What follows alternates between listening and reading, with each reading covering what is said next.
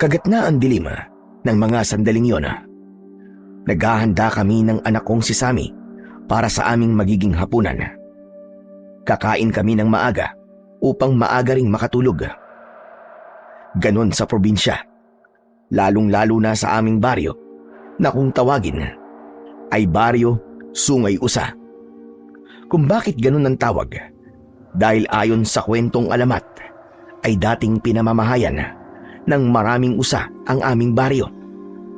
Kaya lamang sa paglipas ng panahon na dumami na ang mga naninirahan doon ay unti-unti nang nasira ang gubat at nangawala na rin ang mga usa. Lumipat sila sa mas malayong lugar, doon sa bundok kung saan ay walang makikialam at mang-iistorbo sa kanila. Inihanda ko na ang mainit na kanin at adobong baboy na niluto ko nung pananghalian. Ipinakuha ko sa anak kong si Sammy dun sa kusina ang pitsil ng tubig at baso. Naupo na ako sa harap ng mesa at ganun din ang aking anak. Kapag ganong kakain ay hindi namin nakakalimutan ang manalangin bilang pasasalamat sa may kapal sa ibinigay niyang biyaya sa araw na yon. Naglagay na ako ng ulam sa mainit na kanin na nasa aking pinggan. Unang subo ko pa lang nang marinig ko ang pagkahol ng aking aso na nasa labas ng aming bahay. Kakaiba ang kahol ng alaga naming si Liksi. Tila ba nagagalit dahil ang pagkahol ay may kasama pang pag-angil. Ibig lang sabihin ay malapit sa kinaroroonan ng aso ang kanyang kinakahulan at posibleng gusto siyang saktan. Tumayo ako sa pagkakaupo at hindi na muna itinuloy ang pagkain. Kami anak, sandali lang ha. Mukhang may nakitang kung ano si Liksi. Oo nga po tay, ang ingay-ingay po niya. Ang sakit po sa tenga ng kahul niya. Sige, sandali lang, ipagpatuloy mo lang muna ang pagkain mo ha. Titignan ko lang kung sinong kinakahulan ni Liksi at babalik din kagad ako. Sige po tay, huwag po kayong mag-alala. Hindi ko po kayo uubusan ng ulam.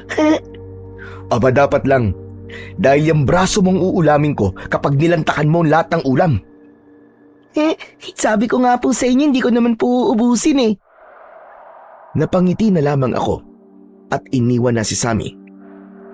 Patuloy pa rin sa pagkahol ang alaga namin na may kasama pang pag-angil. Nang lumabas ako ng bahay ay biglang huminto ang aso sa kanyang pagkahol. Lumapit siya sa akin at ikinawag-kawag ang buntot. Liksi! Ano ba nangyayari sa'yo? Bakit ang ingay-ingay mo? Kumahol ng isang beses ang aso na tila pagsagot sa aking tanong sa kanya. Kung kaya ko lang umintindi ng kahol ng aso, malamang nalaman ko kung anong dahilan ng pagkahol ng aming alaga. Sino bang kinakahulan mo? Ang ingay-ingay mo. Tila may hinahanap ang aso. Nagpalakad-lakad na tila ba may ibig makita. Inamoy-amoy din ang bawat lugar. Nalalapitan. Ay nako, ano ba yan Liksi? Ano bang tinatahulan mo ha? Gumanti ng 3 kahol ang aso. Tila ba sinasabi niya na hindi niya na makita yung kanina lang ay kinakahulan niya. O ano? Wala na ba? Hindi mo makita? Hay nako, ikaw talaga. Baka kung ano lang yung kinakahulan mo eh. Minsan palaka o kaya ay tuko na bumababa sa lupa ang kinakahulan mo. Ngayon, hindi mo na makita. Habang kumakawag-kawag ang buntot, ay nagpatuloy sa kanyang paghahanap ang aso. Kaya lang, wala na talaga ang kung anumang nakita niya kanina. Kaya naman, bumalik na ako sa loob ng bahay upang ipagpatuloy ang naudlot na pagkain namin ni Sammy. Tay, ano pong nakita nyo? Ano pong kinakahulan po ni Liksi? Ay nako, wala akong nakita. Mukhang kung anong hayop lang ang nakita niya kanina. Siguro nga po. Sige po tay, kumain na po tayo. Ayan po, may itinira po akong ulam sa inyo. Anak, joke lang naman yung sinabi ko sa'yo kanina eh. Okay lang na walang ulam ang tatay. Basta meron ng anak ko. Walang problema. Kahit asin lang ang ulamin ko. Ayos na ayos yun. Basta busog ka. Ang itay talaga nagdrama pa. Pero syempre po, ayoko pong kakain kayo ng walang ulam. Kaya nagtira po ako para sa inyo. O ikaw, tapos ka na bang kumain? Opo tay, tapos na po. Solve na. Kaya papanoorin ko na lang po kayong kumain. Pagkatapos kumain ng hapunan, ay nakatoka sa anak ko ang paghuhugas ng aming pinagkainan. Maliit pa siya, ay binigyan ko na siya ng magiging gampanin sa bahay. Dahil ayokong lumaki siya na walang alam sa gawaing bahay. Kaya naman, tinuturuan ko na siya ng mga gawaing alam kong kayang-kaya niya nang gawin. May kalamigan ang gabi. Umihip ang hanging amihan. Ang malamig na simoy ay tila nag-aanyaya upang magpahinga at matulog na. Kailangan ko ng panibagong lakas kinabukasan dahil ipagpapatuloy ko ang paggawa ng bahay sa isang kakilala sa kabilang baryo. Pagkakarpintero ang trabaho ko. Gawaing natutunan ko pa sa aking namatay na tatay. Gumagawa siya ng mga bahay at mga kasangkapang yari sa kahoy. Sa ganitong trabaho ko, binubuhay ang aking anak. Habang nag-iisip, ay humiga na ako sa inilatag na banig ng aking anak. Hindi kami magkatabing matulog. Ang anak kong si Sammy ay sa kamang pang-isahan at ako naman ay sa sahig. Habang lumilipad ang isipan ko tungkol sa iba't ibang bagay, ay tuluyan na akong nakatulog. Madalas, ang tilaok ng manok o kaya ay kahol ni Liksi ang aking pagising.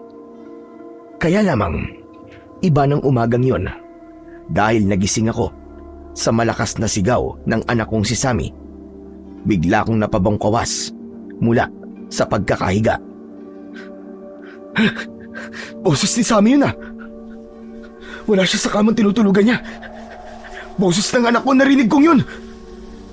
Nagmamadali akong tumayo upang tignan kung ano ang nangyari sa anak ko at bakit siya sumigaw ng ganong kalakas. Halos madapa ako dahil napatid sa nakaharang na upuan patungo sa pinto ng bahay.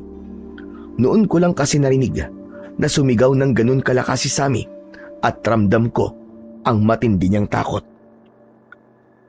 Nakita ko si Sammy na umiiyak at takot na nakasiksik sa mga iniipon kong kahoy na panggatong. Nang igala ko pa ang mga mata ko, ay nakita ko ang isang lalaking may hawak na mahabang kahoy at may bahagyang dugo ang dulo nun. Walang hiya ka! Anong ginawa mo sa anak ko? Hayop ka! Bugso ng galit ay humagilap ako ng bagay na maaari kong gamiting panghataw sa lalaking nakita ko. Nagngingit-ngit ako na hinaribas ko ang lalaking yun. Subalit, mabilis siyang nakaiwas. Huwag! Huwag! Hindi ako! Hindi ako! Anong hindi ako na sinasabi mo, ha? Ayan nga, takot na takot ang anak ko sa'yo! Sinaktan mo siya, no? Hindi ko siya sinaktan! Hindi ako! Walang hiya ka! Nagsisinungaling ka pa, halos mabulol ka pang hayop ka! Akala mo yata maluloko mo kung walang hiya ka, ha? Hindi sabi ako eh. Wala akong gawang masama. Wala! Hindi ako! Noon ko lang nakita ang lalaking yon na para bang taong grasa ang itsura. Utal kong magsalita habang pinipilit na magpaliwanag. Mapapatay talaga kitang hayop ka dahil sinaktan mo ang anak ko! Hindi ako sabi. Hindi ko sasaktan. Hindi! Hindi ako magpapalinlang sa taong ito. Kaya lamang, napansin kong tila wala ito sa tamang pag-iisip. Kung sabi nga ng iba ay kulang-kulang. Kapag sinaktan ko siya, para na rin akong katulad niya. Pero kailangan kong ipaghiganti ang anak ko. Kaya muli kong iniumang ang aking kahoy na panghataw para ipalo sa lalaki. Tay, wag po! Wag niyo po siyang saktan! Wag! Sa malakas na sigaw ay pinigilan ako ni Sammy na wag saktan ang lalaking nasa harapan ko na tila ba may kakulangan sa pag-iisip. Bakit mo ako pinipigilan, anak? Wala po siyang masamang ginawa sa akin, Tay. Hindi po siya salbahe. Pero narinig ko kanina malakas ang sigaw mo ah. Sobrang natakot lang po ko. Nanginig nga po ang buong katawan ko dahil po sa sobrang takot eh. Dahil nga tinakot ka ng taong yan. Hindi po ako natakot sa kanya, Tay. Kundi dun po. May itinurong lugar ang aking anak. Ilang metro mula sa kinaroroonan namin. Nakita ko ang isang malaking kobra na hindi gumagalaw. Patay na ito at durog ang ulo. Anak ng kobra? May ahas na umatake sa iyo, anak? Opo, Tay. Galing po siya dun sa damuhan. Tapos bigla pong lumapit sa akin. Buti na nga lang po bigla pong dumating ang mamang yan eh. Kumuha po ng kahoy at paulit-ulit po na hinataw po sa ulo ang kobra. Talaga ba, anak? Iyon ang ginawa ng lalaking yan? Opo, Tay. Iniligtas niya po ako sa tuklaw ng kobra. Patay ko, ahas. Durog ko ulo niya. Iniligtas niya po ako sa ahas, Tay. Kaya hindi po siya masamang tao. Mabait po siya, Tay. Lucio bait. Ligtas ko siya. Ligtas ko bata. Kasi takot siya, ahas. Kung ganun, Lucio pala ang pangalan mo. Oo. Ako si Lucio. Hindi ako sama. Bait ako. Kaibigan. Mamang Lucio, salamat sa iyo ah. Idiligtas mo ako sa makamandag na ahas. Oo. Ligtas ka na, bata. Hindi ka nakagat ahas.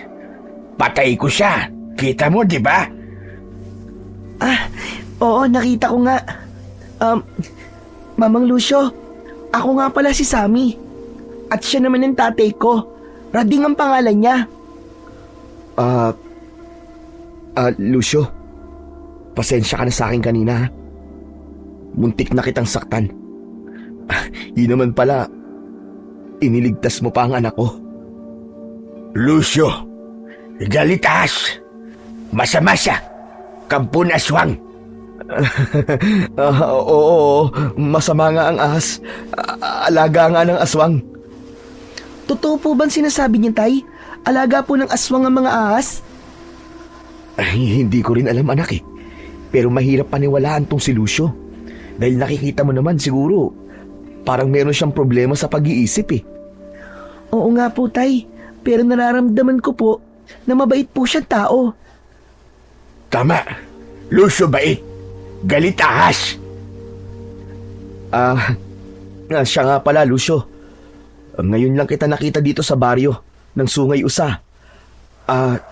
Saan ka ba galing? Saan ka ba nakatira? Tira, Lucio? Doon, layo. Doon galing, Lucio. Oo. Malayo pala pinanggalingan mo. Pero saan nga? Anong lugar? Saan ka nakatira? Malayo. Basta, tawag doon, malayo. Tay, wag niyo na pong pilitin si Mamang Lucio na sabihin po kung saan po siya galing. Basta sabi niya po, malayo. Oo nga eh. Mukhang lalo lang kaming hindi magkakaintindihan ito. Oo nga po, Tay, sinabi niyo pa. Halika na, anak. Pumasok na muna tayo sa loob ng bahay. Yung patay na ahas ay mamaya na lang natin balikan. Ililibing natin para hindi Kagat na ang dilim ng mga sandaling yon. Naghahanda kami ng anak kong si Sammy para sa aming magiging hapunan. Kakain kami ng maaga upang maaga ring makatulog. Ganon sa probinsya, lalong-lalo na sa aming baryo na kung tawagin ay baryo Sungay Usa. Kung bakit ganon ang tawag? Dahil ayon sa kwentong alamat ay dating pinamamahayan ng maraming usa ang aming baryo. Kaya lamang sa paglipas ng panahon na dumami na ang mga naninirahan doon ay unti-unti nang nasira ang gubat at nangawala na rin ang mga usa. Lumipat sila sa mas malayong lugar, doon sa bundok kung saan ay walang makikialam at mang-iistorbo sa kanila. Inihanda ko na ang mainit na kanin at adobong baboy na niluto ko nung pananghalian. Ipinakuha ko sa anak kong si Sammy dun sa kusina ang pitsil ng tubig at baso. Naupo na ako sa harap ng mesa at ganun din ang aking anak. Kapag ganung kakain ay hindi namin nakakalimutan ang manalangin bilang pasasalamat sa may kapal sa ibinigay niyang biyaya sa araw na yon. Naglagay na ako ng ulam sa mainit na kanin na nasa aking pinggan. Unang subo ko pa lang nang marinig ko ang pagkahol ng aking aso na nasa labas ng aming bahay. Kakaiba ang kahol ng alaga naming si Liksi. Tila ba nagagalit dahil ang pagkahol ay may kasama pang pag-angil. Ibig lang sabihin ay malapit sa kinaroroonan ng aso ang kanyang kinakahulan at posibleng gusto siyang saktan. Tumayo ako sa pagkakaupo at hindi na muna itinuloy ang pagkain. Kami anak, sandali lang ha. Mukhang may nakitang kung ano si Liksi. Oo nga po, Tay. Ang ingay-ingay po niya. Ang sakit po sa tenga ng kahul niya. Sige, sandali lang. Ipagpatuloy mo lang muna ang pagkain mo ha. Titignan ko lang kung sinong kinakahulan ni Liksi at babalik din kagad ako. Sige po, Tay. Huwag po kayong mag-alala. Hindi ko po kayo uubusan ng ulam. Aba, dapat lang. Dahil yung braso mong uulamin ko kapag nilantakan mo ang lahat ng ulam. Sabi ko nga po sa inyo, hindi ko naman po uubusin eh. Napangiti na lamang ako at iniwan na si Sammy. Patuloy pa rin sa pagkahol ang alaga namin na may kasama pang pag-angil. Nang lumabas ako ng bahay, ay biglang huminto ang aso sa kanyang pagkahol. Lumapit siya sa akin at ikinawag-kawag ang buntot. Liksi! Ano ba nangyayari sa'yo? Bakit ang ingay-ingay mo? Kumahol ng isang beses ang aso na tila pagsagot sa aking tanong sa kanya. Kung kaya ko lang umintindi ng kahol ng aso, malamang nalaman ko kung anong dahilan ng pagkahol ng aming alaga. Sino bang kinakahulan mo? Ang ingay-ingay mo. Tila may hinahanap ang aso. Nagpalakad-lakad na tila ba may ibig makita. Inamoy-amoy din ang bawat lugar na lalapitan. Ay nako, ano ba yan, Liksi? Ano bang tinatahulan mo ha? Gumanti ng 3 kahol ang aso. Tila ba sinasabi niya na hindi niya na makita yung kanina lang ay kinakahulan niya. O ano? Wala na ba? Hindi mo makita? Hay nako, ikaw talaga. Baka kung ano lang yung kinakahulan mo eh. Minsan palaka o kaya ay tuko na bumababa sa lupa ang kinakahulan mo. Ngayon, hindi mo na makita. Habang kumakawag-kawag ang buntot, ay nagpatuloy sa kanyang paghahanap ang aso. Kaya lang, wala na talaga ang kung anumang nakita niya kanina. Kaya naman, bumalik na ako sa loob ng bahay upang ipagpatuloy ang naudlot na pagkain namin ni Sammy. Tay, ano pong nakita nyo? Ano pong kinakahulan po ni Liksi? Ay nako, wala akong nakita. Mukhang kung anong hayop lang ang nakita niya kanina. Siguro nga po. Sige po, Tay, kumain na po tayo. Ayan po, may itinira po akong ulam sa inyo. Anak, joke lang naman yung sinabi ko sa'yo kanina eh. Okay lang na walang ulam ang tatay. Basta meron ng anak ko. Walang problema. Kahit asin lang ang ulamin ko. Ayos na ayos yun. Basta busog ka. Ang itay talaga nagdrama pa. Pero syempre po, ayoko pong kakain kayo ng walang ulam. Kaya nagtira po ako para sa inyo. O ikaw, tapos ka na bang kumain? Opo tay, tapos na po. Solve na. Kaya papanoorin ko na lang po kayong kumain. Pagkatapos kumain ng hapunan, ay nakatoka sa anak ko ang paghuhugas ng aming pinagkainan. Maliit pa siya, ay binigyan ko na siya ng magiging gampanin sa bahay. Dahil ayokong lumaki siya na walang alam sa gawaing bahay. Kaya naman, tinuturuan ko na siya ng mga gawaing alam kong kayang-kaya niya nang gawin. May kalamigan ang gabi. Umihip ang hanging amihan. Ang malamig na simoy ay tila nag-aanyaya upang magpahinga at matulog na. Kailangan ko ng panibagong lakas kinabukasan dahil ipagpapatuloy ko ang paggawa ng bahay sa isang kakilala sa kabilang baryo. Pagkakarpintero ang trabaho ko. Gawaing natutunan ko pa sa aking namatay na tatay.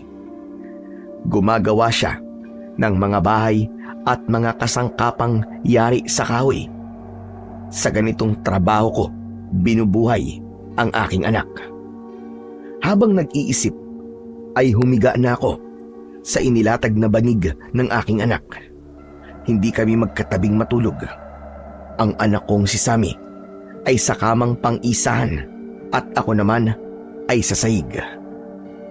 Habang lumilipad ang isipan ko tungkol sa iba't ibang bagay, ay tuluyan na akong nakatulog.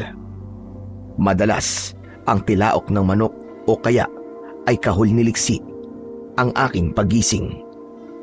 Kaya lamang, iba ng umagang yon dahil nagising ako sa malakas na sigaw ng anak kong si Sammy. Bigla kong napabangkawas mula sa pagkakahiga. Boses ni Sammy yun ah! Wala siya sa kamang tinutulugan niya. Boses ng anak ko, narinig kong yun. Nagmamadali akong tumayo upang tignan kung ano ang nangyari sa anak ko at bakit siya sumigaw ng ganong kalakas. Halos madapa ako dahil napatid sa nakaharang na upuan patungo sa pinto ng bahay. Noon ko lang kasi narinig na sumigaw ng ganon kalakas si Sammy at ramdam ko ang matindi niyang takot. Nakita ko si Sammy na umiiyak at takot na nakasiksik sa mga iniipon kong kahoy na panggatong. Nang igala ko pa ang mga mata ko, ay nakita ko ang isang lalaking may hawak na mahabang kahoy at may bagyang dugo ang dulo nun. Walang hiya ka! Anong ginawa mo sa anak ko? Hayop ka! Bugso ng galit ay humagilap ako ng bagay na maaari kong gamiting panghataw sa lalaking nakita ko. Nagngingit-ngit ako na hinaribas ko ang lalaking yun. Subalit, mabilis siyang nakaiwas. Wag! Wag! Hindi ako! Hindi ako! Anong hindi ako na sinasabi mo, ha? Ayan nga, takot na takot ang anak ko sa'yo! Sinaktan mo siya, no? Hindi ko siya sinaktan! Hindi ako! Walang hiya ka! Nagsisinungaling ka pa, halos mabulol ka pang hayop ka! Akala mo yata maluloko mo kung walang hiya ka, ha? Hindi sabi ako eh. Wala akong gawang masama. Wala! Hindi ako! Noon ko lang nakita ang lalaking yon na para bang taong grasa ang itsura. Utal kong magsalita habang pinipilit na magpaliwanag. Mapapatay talaga kitang hayop ka dahil sinaktan mo ang anak ko! Hindi ako sabi. Hindi ko sasaktan. Hindi! Hindi ako magpapalinlang sa taong ito. Kaya lamang, napansin kong tila wala ito sa tamang pag-iisip. Kung sabi nga ng iba ay kulang-kulang. Kapag sinaktan ko siya, para na rin akong katulad niya. Pero kailangan kong ipaghiganti ang anak ko. Kaya muli kong iniumang ang aking kahoy na panghataw para ipalo sa lalaki. Tay, wag po! Wag niyo po siyang saktan! Wag! Sa malakas na sigaw ay pinigilan ako ni Sammy na wag saktan ang lalaking nasa harapan ko na tila ba may kakulangan sa pag-iisip. Bakit mo ako pinipigilan, anak? Wala po siyang masamang ginawa sa akin, Tay. Hindi po siya salbahe. Pero narinig ko kanina malakas ang sigaw mo ah. Sobrang natakot lang po ko. Nanginig nga po ang buong katawan ko dahil po sa sobrang takot eh. Dahil nga tinakot ka ng taong yan. Hindi po ako natakot sa kanya, Tay. Kundi dun po. May itinurong lugar ang aking anak. Ilang metro mula sa kinaroroonan namin. Nakita ko ang isang malaking kobra na hindi gumagalaw. Patay na ito at durog ang ulo. Anak ng kobra? May ahas na umatake sa iyo, anak? Opo, Tay. Galing po siya dun sa damuhan. Tapos bigla pong lumapit sa akin. Buti na nga lang po bigla pong dumating ang mamang yan eh. Kumuha po ng kahoy at paulit-ulit po na hinataw po sa ulo ang kobra. Talaga ba, anak? Iyon ang ginawa ng lalaking yan? Opo, Tay. Iniligtas niya po ako sa tuklaw ng kobra. Patay ko, ahas. Durog ko ulo niya. Iniligtas niya po ako sa ahas, Tay. Kaya hindi po siya masamang tao. Mabait po siya, Tay. Lucio bait. Ligtas ko siya. Ligtas ko bata. Kasi takot sa ahas. Kung ganun, Lucio pala ang pangalan mo. Oh, ako si Lucio. Hindi ako sama. Bait ako. Kaibigan. Mamang Lucio, salamat sa iyo ah. Idiligtas mo ako sa makamandag na ahas. Oo, ligtas ka na bata. Hindi ka nakagat ahas. Patay ko siya. Kita mo, di ba? Ah, oo, nakita ko nga. Mamang Lucio, ako nga pala si Sammy. At siya naman ang tatay ko. Rading ang pangalan niya. Lucio, pasensya ka na sa akin kanina ha. Muntik na kitang saktan. Yun naman pala, iniligtas mo pa ang anak ko. Lucio, galitas. Masama siya. Kampun aswang. Oo, masama nga ang ahas. Alaga nga ng aswang. Totoo po bang sinasabi niya, Tay?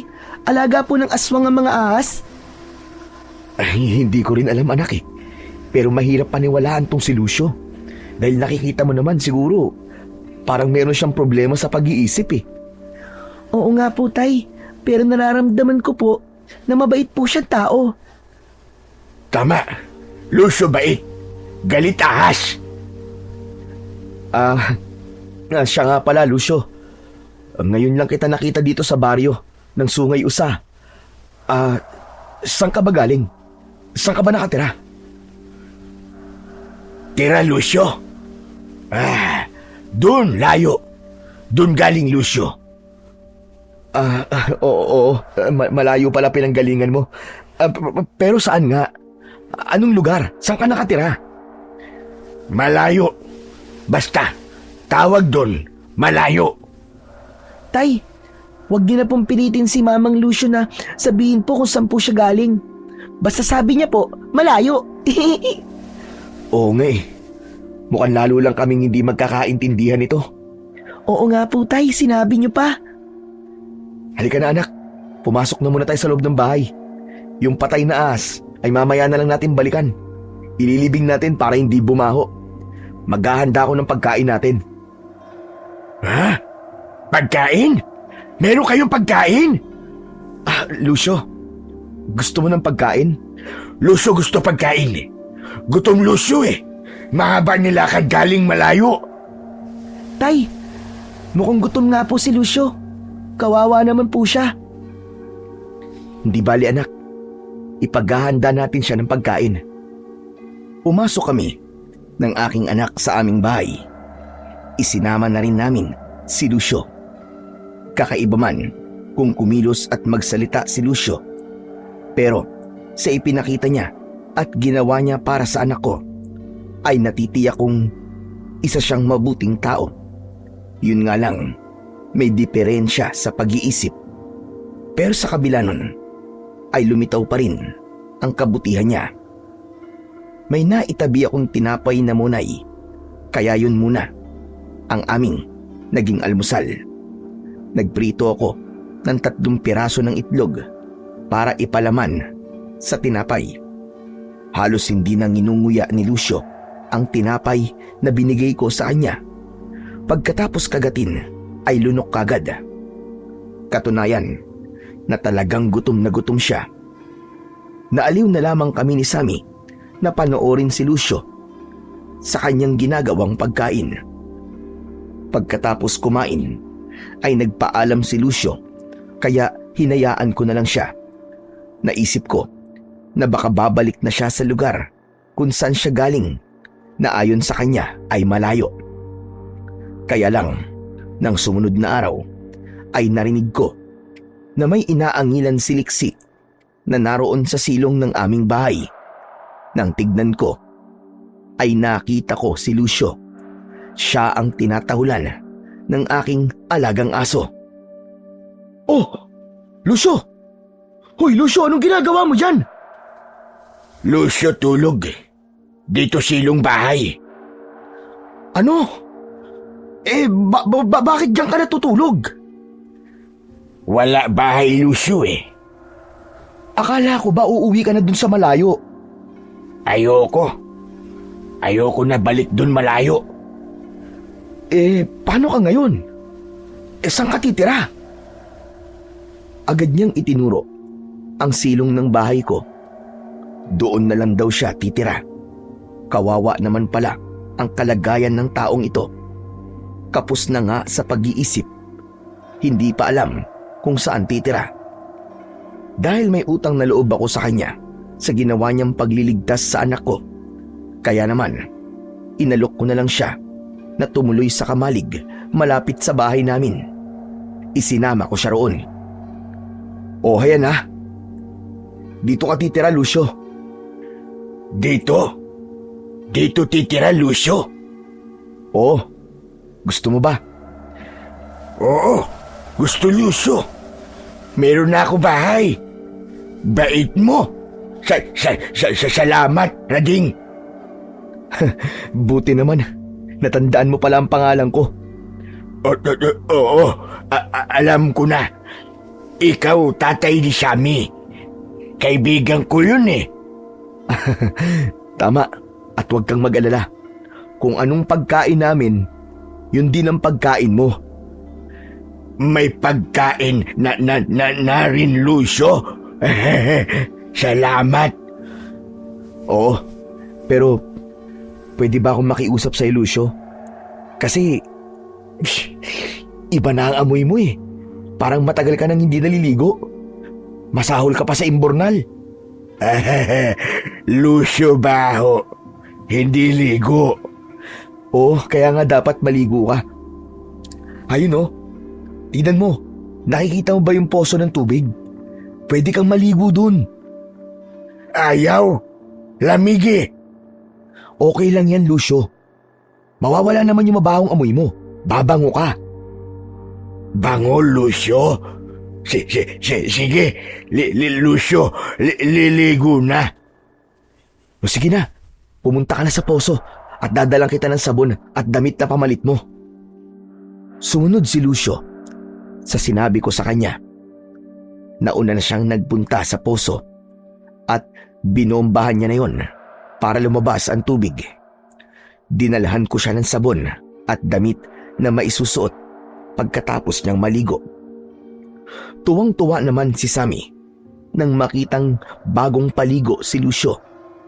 Maayos na ang itsura nito at nawala na ang maitim na kulay sa balat. Wow! Gwapo ka naman pala, Mamang Lucio kapag naliligo ka. Para ka palang artista. Lucio, gwapo. Tama, gwapong-gwapo. Yan kasi ang usapan namin ni Lucio, anak. Kailangan maliligo na siya lagi para hindi siya bumaho. Ang bantot niya Ayos yan, Mamang Lucio. Mabango ka na, gwapo ka pa. Ayos. Naging bahagi na ng buhay naming mag-ama si Lucio. Kapos man siya sa pag-iisip, ay napapakinabangan ko siya sa ibang gawaing bahay. Kaya yung mga gawain na dati akong gumagawa ay siya na lang. Katulong niya si Sammy. Napatunayan ko na talagang mabait si Lucio. Subalit ang kabaitan niyang yon ay pinagdudahan ng isang matandang taga-baryo, Sungay Usa, si Apo Albino. Sandali lang. Tama ba, Rading? Sa iyo nakatira ang lalaking kulag-kulag. Si Lucio po bang tinutukoy niyo, Apo Albino? Kung Lucio ang pangalan niya, siya nga ang tinutukoy ko. Bakit, Apo Albino? May problema po ba kayo sa kanya? Abay, oo. Dahil hindi maganda. Alin po ang hindi maganda? Ang nakikita ko at nararamdaman ko para sa kanya. Kakaiba siya. Hindi siya pagkaraniwan. Teka, ano pong ibig niyo sabihin, Apo Albino? Patuloy ko pang inaalam. Basta, iba ang naramdaman ko nang makita ko siya. Naging palaisipan sa akin ang tungkol sa sinabing yon ni Apo Albino. Lalo na't hindi naman niya matukoy kung ano bang ikinakabahala niya kay Lucio. Hanggang isang gabi ay nakarinig ako ng pagkakaingay mula sa labas ng aming bahay. Tay, teka po. Saan po kayo pupunta? Lalabas lang ako, anak. May narinig kasi ako Titignan ko lang. Diyan ka lang, ha? Pero tay, gabing-gabi na po Babalik agad ako. Aalamin ko lang kung ano ba yung ingay na narinig ko kanina. Upang walang masamang mangyari sa akin, bago ako lumabas ng bahay, ay hinagilap ko muna ang bago kong hasa na gulok. Yun ang aking magiging sandata sa anumang makikita kong maaaring umatake sa akin. Galing sa kamalig na kinaroroonan ni Lucio ang ingay. Teka, dahan-dahan na akong lalapit. Narinig ko na tila may kaaway si Lucio, subalit malabo ang mga sinasabi nila na hindi ko yun maintindihan. Naging maingat ako sa aking paglapit. Bigla kong nakita na may aninong tumakbo papalayo sa kamalig. Hindi ko na itsurahan kung anong nilalang yun. Lucio! Lucio! Lumabas ng kamalig si Lucio na may pagtataka sa kanyang muka. Rading, tawag mo ko? Oo, Lucio. May narinig kasi ako kanina Parang may kausap ka Wala. Usap ko sarili ko. Ako lang yun. Sigurado ka ba? Wala kang kausap? Nag-iisa ka lamang dyan? Oo. Ayos lang, Lucio. Wala kausap. O sige. Ingat ka dyan, ha? Iniwan ko na si Lucio at pumasok na rin siya sa loob ng kamalig. Bago pa ako tuluyang lumayo sa lugar na yon, minsan pa, sumulyap ako sa tirahan ni Lucio. Wala naman akong nakitang pagbabago sa kanya. Pero, ang nagbibigay ng alalahanin sa akin ay yung tungkol sa narinig ko. Kaya naisip ko ang sinabi ni Apo Albino. May kakaiba kay Lucio. Subalit kung ano man yun, ano nga kaya ang kakaiba sa kanya? Pabalik na ako sa loob ng bahay. Iniwan kong nakabukas ang pintuan nang lumabas ako kanina. Subalit nang makapasok ako, may narinig akong may bahagyang ingay mula sa itaas. Kasunod nun, ang ungol ng aking anak na tila ba nahihirapan. Si Sammy! May nangyayari sa anak ko! Nagmamadali akong umakyat ng hagdan. Ganun na lamang ang sindak ko nang makita ko si Sammy na bihag ng isang nakakatakot na nilalang. Isang uri iyon ng aswang at hawak sa liig ang anak ko. Hirap siyang huminga. Sa higpit ng pagkakahawak, nakahanda nitong sakmalin ang liig ni Sammy. Wag! Huwag mo gawin yan sa anak ko!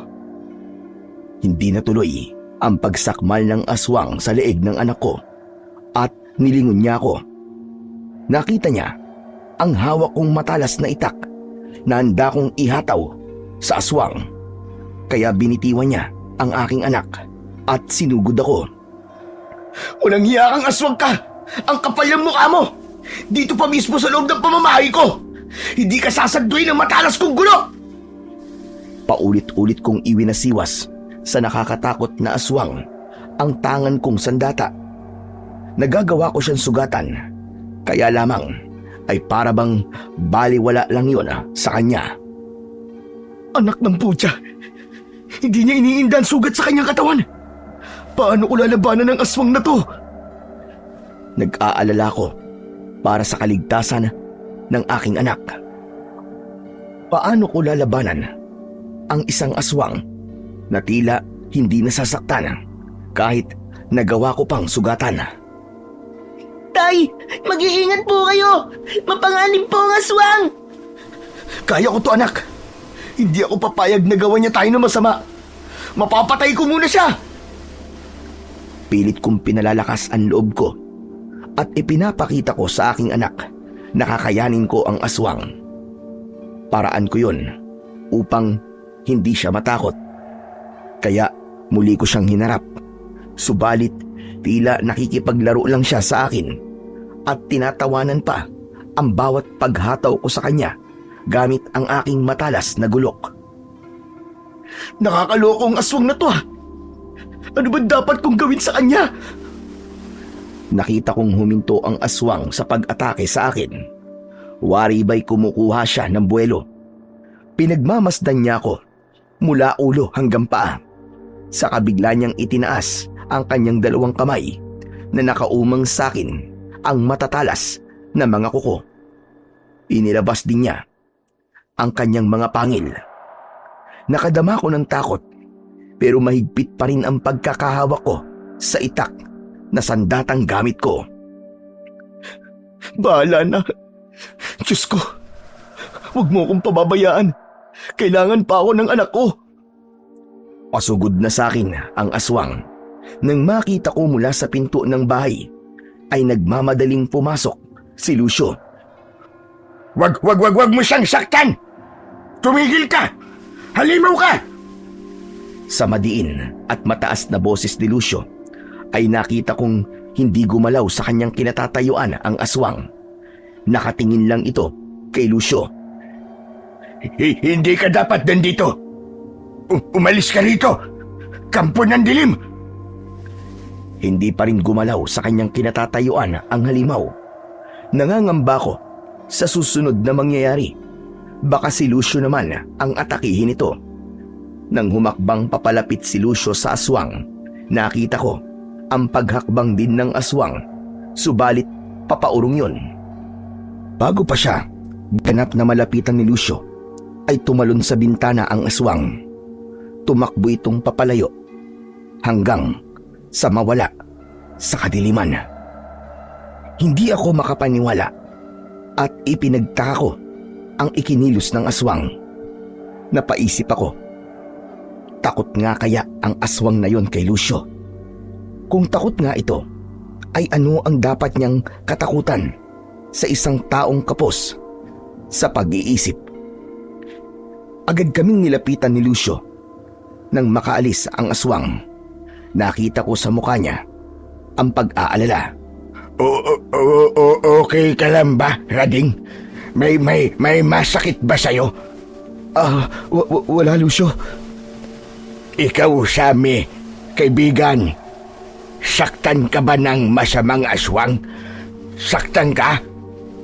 Hindi. Natakot lang ako sa kanya. Salbahe talaga aswang na yun. Salbahe. Lucio, buti na lang dumating ka. Akala ko nga, katapusan ko na kanina eh. Hindi pwede mangyari, Rading. Hindi papayag, Lucio. Nasaktan kayo ng masamang aswang. Ako, makakalaban niya. Patay ko siya. Ha? Lalabanan mo ang aswang? Oo. Lalaban ako sa kanya. Aaway ko siya. Suntok ko siya ganito. Sa katadyak ng ganito. Ha! Tama na. Pero, kaya mo talagang gawin yun? Oo naman. Malakas, Lucio. Saka matapang. Kung sa bagay, alam namin ni tatay na malakas ka talaga. Dahil ginawa mo yun sa cobra na gustong umatake sa akin. Oo nga, Lucio. Ikaw nga pala ang pumatay dun sa cobra. Alaga aswang cobra. Talaga ba? Alaga ng aswang ang cobra na pinatay mo? Oo. Paborito niya alaga yun. Nagalit aswang. Kaya nagpunta dito. Ibig mong sabihin gusto niyang ipagiganti yung alaga niyang ahas? Oo. Pero wag kayong mag-alala. Lucio, hindi papayag. Lalabanan ko siya. Pagtatanggol ko kayo. Ang tapang mo talaga, Lucio. Ayoko salbahe. Ayoko masama. Galit ako sa kanila. Pero Lucio, bakit parang natakot sa'yo kanina yung aswang? Kasi lalabanan ko siya. Patay ko siya. Alam ko yun, kaya lang aswang yun eh. Makapangyarihan yun. Pero ikaw, ano bang kinakatakot niya sa'yo? Ako lang. Takot sa Lucio. Pero, bakit nga po, Mamang Lucio? Bakit po natakot po sa inyo yung aswang? Sabi ko nga, papatayin siya, Lucio. Ayaw ng aswang mamatay. Isa yun sa ipinagtataka ko. At hindi ko mahanapan ng tamang sagot mula kay Lucio. Bakit natakot sa kanya ang aswang? Mas kinatakutan ng aswang ang isang taong kulang-kulang at wala namang anumang hawak na sandata. Sana nga lang ay makakausap ko ng maayos si Lucio para mabigyan ako ng tamang sagot. Dahil wala namang masamang nangyari sa amin ng anak ko, kaya naging maayos ang lahat. Mahaba pa ang gabi ng mga sandaling yon. Subalit hindi na ako dalawin pa ng antok. Pero si Sammy, ang aking anak, ay sinabihan kong piliting matulog. Nakatulog naman kagad ang bata. Samantalang si Lucio ay hindi na bumalik sa kanyang kamalig, kundi naupo na lang siya sa labas ng bahay. Sinabihan ko na bumalik na sa kanyang tinutuluyang kamalig para makapagpahinga. Subalit ayaw nito. Magbabantay daw siya sa bahay ko hanggang umaga. Hindi daw niya kami iiwan dahil baka bumalik daw ang aswang at kung anong gawin sa amin ni Sammy. Sa mga sinabing yun ni Lucio ay naramdaman ko ang pagpapakita niya sa amin ng pagpapahalaga. Kapos sa pag-iisip pero hindi kapos sa ipinadaramang pagmamahal sa amin ng anak ko. Isang bagong kaibigan na kung ituring kami ay isang pamilya. Dahil sa palaisipan sa akin ang mga ginagawang yun ni Lucio, naalala ko kung ano ang mga nasabi sa akin minsan ni Apo Albino. Kaya pagkagaling ko sa trabaho ko bilang karpintero ay dumaan muna ako sa kanya. Ikaw pala, Rading. Inaasahan ko talaga na babalik ka rito. May mga nais lang po akong itanong sa inyo, Apo Albino. Tungkol ba sa taong pinatira mo sa inyong kamalig? Opo. Tungkol nga po sa kanya. Malamang, may mga hindi magandang nangyari yan eh. Sinabi ko kay Apo Albino ang mga ginawa ni Lucio. Kung paano niya kami iniligtas sa aswang na bigla na lamang sumulpot sa bahay namin. Maging ang ipinakitang takot ng aswang sa taong kapos sa pag-iisip. Sinasabi mong iniligtas kayo ni Lucio? Opo, Apo Albino. Yun po ang katotohanan. Pinaniwalaan mo naman! Dahil yung po nakita ko, Apo Albino. Handa po siyang ibuwis ang buhay niya para labanan po ang aswang. Para po sa amin ng anak ko. Isang paglalaro. Posibleng isa lamang panlilin lang yon. Ano kanyo? Panlilin lang? Ang alin po, Apo Albino? Ganito ba? Di siyempre, ang ipinakikita sa iyo ni Lucio. Ano pong ibig niyo sabihin? Maaaring alagad siya ng dilim. Subalit, nagpapakita siya ng mabuti. Dahil may iba siyang hagarin. Pero napakabait po niya, Apo Albino. Ay, madaling magpakita ng kabaitan. Subalit ang kalooban ay kasamaan. Ayoko rin pong husgahan siya, Apo Albino. Ang kailangan mo ay mag-ingat. Maging mapagmatsyag sa lahat ng kilos ng taong yon. Pero, anong kailangan niya po sa amin ng anak ko? Kung talagang kampon po siya ng kadiliman. May sariling dahilan ang kadiliman kung bakit sila nang bibiktima. Maaaring ito'y karagdagang lakas at kapangyarihan para sa kanila. Maaari ding may hinahangad silang mas mataas na posisyon upang siya'y tingalain at maging pinuno. Iba-iba at mahirap yun ipaliwanag. Sige po, Apo Albino. Dodoblihin ko na lang po ang pag-iingat at gaya po ng sinabi nyo, magiging mapagmatsyag po ko. Tama yon, Rading. At huwag kang mag-alala. Dahil kapag nagkaroon ako ng pagkakataon, ay papasyal ako sa inyo upang personal kong makita at makausap yung Lucio na yan. Pagkatapos ng pakikipag-usap ko kay Apo Albino, ay nagpasya na akong umuwi. Nagbigay sa akin ng pagkabahala ang mga sinabi ng matandang lalaki. Lalo na't naiwan pa naman sa bahay namin si Sammy, na ang tanging kasama ay si Lucio. Abot-abot ang bilis ng aking pagakbang. Kanina ay kampante ako at wala man lang kahit kakakurampot na pagdududa sa taong kasama ng anak ko. Kaya lang, nagkaroon ako ngayon ng pangamba, lalo na't para sa kaligtasan ni Sammy. Nang makarating ako sa aking bahay, ay nakita ko ang anak ko na nasa labas at may kausap na isang matandang babae. Wala roon si Lucio. Anak, sino siya? Siya po si Lola Normita. Nakita ko po siya kanina. Sinaktan po ng mga bata, kaya tinulungan ko po. Binigyan ko na rin po ng pagkain kasi po, nagugutom po siya eh. Bigyan mo na rin sana ng tubig, anak. At baka mabululan sa pagkain niya. Ay, oo nga pala. Nakalimutan ko. Sandali lang po, Lola Normita. Papasok lang po ako sa loob ng bahay para ikuha po kayo ng tubig na maiinom. Tumayo sa kanyang kinauupuan si Sammy para pumasok sa loob ng bahay at kumuha ng tubig. Sige lang po, Aling Normita. Ituloy niyo lang po ang pagkain niyo.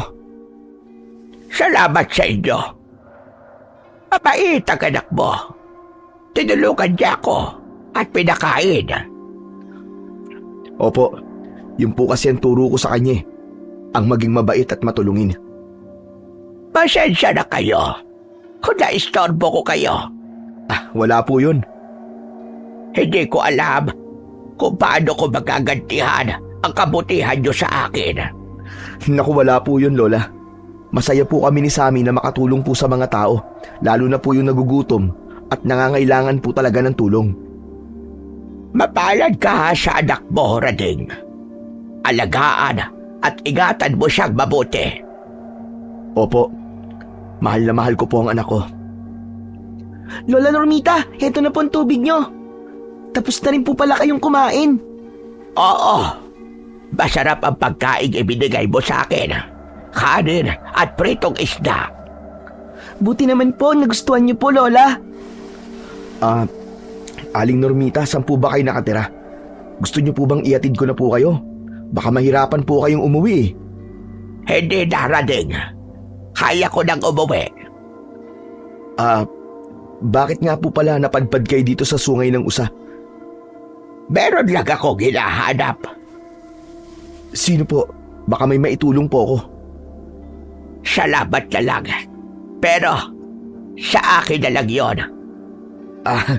Ganun po ba? Sige ho, kayo po ang bahala. O siya, sige. Kailangan ko nang umalis. Maraming salamat sa inyong mag-ama. Bigla-bigla ay tila may pagmamadali na tumayo ang matandang kausap namin ni Sammy at nagdesisyon itong umalis na. Teka, aalis na po kayo? Oo, sabi. Meron pa akong dapat na puntahan. Nagmamadaling umalis ang matandang babae. Mga ilang minuto mula nang umalis si Aling Normita ay dumating naman si Lucio. May dala itong saging at hinog na papaya. Andito na, Lucio. May uwi ako hinog saging.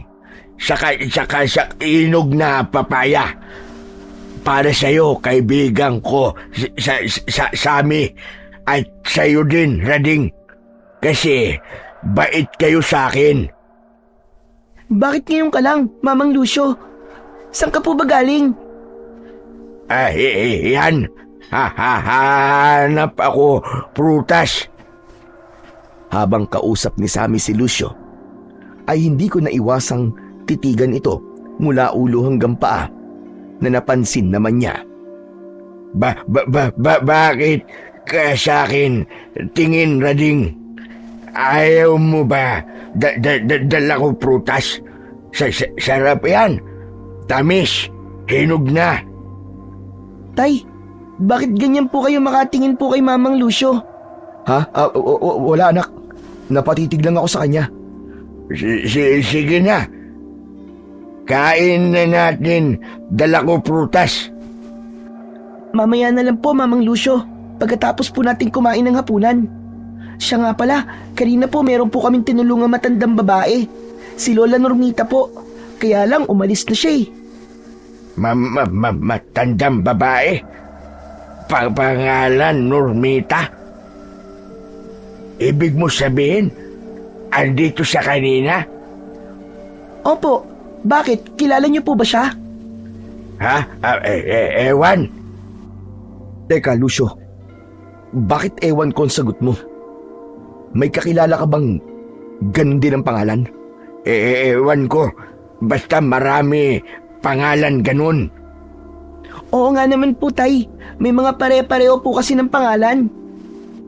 May sinabi sa inyo yung babae na narito kanina? Meron po. Sabi, mabait daw po kami ni Tatay kasi nga binigyan po namin siya ng pagkain. Saka tinulungan ko po siya kasi pinagtitripan po siya ng mga salbahing bata eh. Ingat kayo, Rading. Ingat. Ha? Saan? Saan kami mag-iingat? Dun sa babae na punta dito. Kay Aling Normita? Basta, ingat kayo.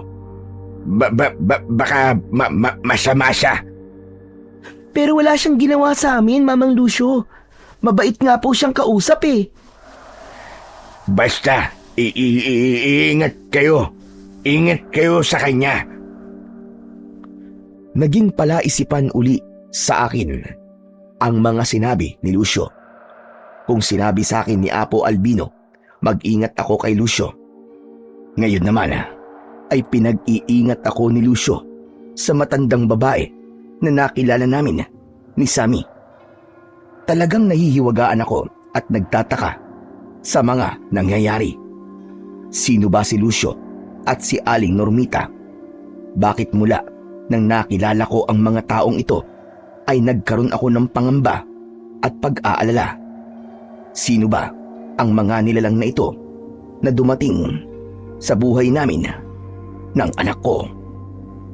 Dahil sa mga sinabi sa akin ni Apo Albino, ay lagi akong nababahala kapag aalis ako ng bahay para magpunta sa aking trabaho. Tay, isasama niyo po ako sa trabaho niyo? Oo anak, aalis na tayo. Tay, wag na po. Okay lang naman po ako dito sa bahay eh. Saka nandito naman po si Lucio. Kaya hindi po ako nag-iisa dito. Yun na nga eh, hindi maaaring si Lucio lang ang kasama mo rito. Ha? Bakit po? Dati naman po 'di ba kay Lucio niyo po ako iniiwan? Ngayon, ayaw niyo na po? Nag-aalala kasi ako anak eh. Tay, ayos lang po ako. Saka mabait naman po si Mamang Lucio eh. Ilang ulit na nga po niyang iniligtas ang buhay ko, di ba? Pati nga po kayo, tinulungan po niya dun sa aswang na umatake sa atin. Paano anak? Kung aswang din si Lucio? Hey, Tay, joke po ba yan? Si tatay talaga kung ano-ano sinasabi. Anak, nag-iingat lang ako. Nakakahiya naman po kay Mamang Lucio. Siya na nga po yung tumulong sa atin sa aswang tapos sasabihin niyo pa po na baka aswang din siya. Kung aswang po siya, tsak, napinatay niya na po tayo. Pero buhay na buhay pa rin po tayo hanggang ngayon eh. Anak, iba na ang panahon ngayon. Alam mo yun, di ba? Pero tayo, natitiya ko po, hindi po masamang tao si Mamang Lucio. At lalong hindi po siya isang aswang. Hindi ko makumbinsi ang anak ko para sumama na lang siya sa trabaho ko. Kaya inisip ko na lang na sana nga ay mali ang kutob ni Apo Albino dahil hindi ko kakayaning mapahamak ang anak ko. Aalis na sana ako ng bahay nang makita ko si Apo Albino na paparating. Maigi na lamang at hindi ka pa nakakaalis, Rading. Napasyal po kayo, Apo Albino. Nakapangako ko sa iyo, Rading. Sabi ko, di ba, kapag nakaluwag ako ng oras, ay papasyal ako rito. Dahil ngayon sa sinabi mo sa akin. Kumusta po kayo, Apo Albino? Okay lang naman ako, Sami. Ay siya nga pala, nasan ba ang kasama niyo rito? Si Lucio po ba, Apo Albino? Oo, iyo. Dahil naikwento sa akin ng tatay mo na may pinatuloy kayo rito. Ayun po siya sa may bandang Kamalig. Palapit na po siya sa atin. Habang naglalakad papalapit sa amin si Lucio, ay nakatingin lang sa kanya si Apo Albino. Titig na tila ba pinag-aaralan ang pagkatao ng lalaking kulang sa pag-iisip. May bisita pala kayo, Rading. Sino siya? Si Apo Albino. Kung gano'n, ikaw pala si Lucio. Opo. Bakit po? Nais ko lang na makilala ka, Lucio. Ikaw, Albino. Ako naman, Lucio. Magkakilala na tayo. Napansin ko na nakatitig pa rin si Apo Albino kay Lucio. Pinag-aaralan nito ang bawat galaw ng lalaki nang bigla itong bahagyang manigas at manginig. Apo Albino, bakit po? Ano po nangyayari sa inyo? Bakit po siya nanginginig, Tay? May sakit po ba si Apo Albino? Hindi ko alam, anak. Saglit pa ay nawala ang biglaang paninigas at panginginig ni Apo Albino habang nakamasid lamang sa kanya si Lucio. Apo Albino, okay na po ba kayo? Oo, ayos na ako. Ano po ba nangyari sa inyo? Malakas. Matindi ang lakas. At napakadilim. Nakakatakot na kadiliman. Malakas? Madilim? Ako ba yun? Bakit tingin ka sa akin ng ganyan, Apo Albino? Tama nga po ba ang kutob nyo? Apo Albino? Oo. Kailangan ko nang umalis. Sapat na ang sinabi ko. Natitiyak ko na totoo yun. Umalis na si Apo Albino na may pagmamadali. Mula naman sa isang puno malapit sa kinaroroonan namin, ay nakita kong nakasilip doon si Aling Normita na tila kanina pa kami pinagmamasdan. Andito siya. Nagbalik siya. Sino po, Tay? Si Aling Normita. Hala, oo nga po. Ayun po siya, Tayo. Nakita ko rin po siya. Kakabayan ko lang po. Aling Normita, lapit po kayo sa amin. Kinawayan ni Sammy ang matandang babae. Subalit, tila at tubili ito sa paglapit. Nagulat na lamang ako nang biglang nagsalita ng malakas si Lucio na tila nagagalit. Siya yun. Hindi ako. Siya ang masama. Siya ang madilim. Sino po, Mamang Lucio? Siya, ang babaeng yun. Si Normita. May galit at sabay turo ni Lucio sa lugar ng kinaroroonan ni Aling Normita. Siya ang masama. Siya ang may taglay na lakas. Mula sa dilim. Ba't sinasabi mo yan, Lucio? Akala ko ba hindi mo siya kilala? Masama siya. Masama. Dapat siyang umalis dito. Hindi siya bagay dito. Tumakbo si Lucio palapit kay Aling Normita. Subalit bago pa siya lapitan ni Lucio ay nagmamadali ring umalis ang matandang babae. Tay, ano po nangyayari? Bakit po hinabol ni Mamang Lucio si Aling Normita? Hindi ko rin alam, anak eh. Naguguluhan din ako sa mga nangyayari. Sinabi ni Lucio na hindi niya kilala si Aling Normita pero ngayon, nagagalit siya. Pagkatapos ng pangyayaring yun, na hinabol ni Lucio si Aling Normita, ay hindi na bumalik si Lucio. Inabutan na ng dilim. Kaya lamang ay wala pa rin siya at hindi pa bumabalik. Tay, asan na po kaya si Mamang Lucio? Hindi pa po siya umuwi ah. Nagtataka nga ako sa kanya, anak eh. Bigla na lang niyang hinabol si Aling Normita. Baka po magkakilala sila. Nagsisinungaling lang po sa atin si Lucio. Yun din nga ang iniisip ko, anak. Pero bakit kailangan niyang magsinungaling sa akin? Oo nga po. Habang nag-uusap kami ng anak ko, nang marinig ko na may tumatawag sa akin. Lumabas ako ng bahay at nakita ko na roon sa labas si Aling Normita. May mga pasa at sugat sa katawan. Aling Normita, ano pong nangyari sa inyo? Tulungan niyo ako. Tulong! Halip po kayo rito. Pumasok po kayo dito sa loob.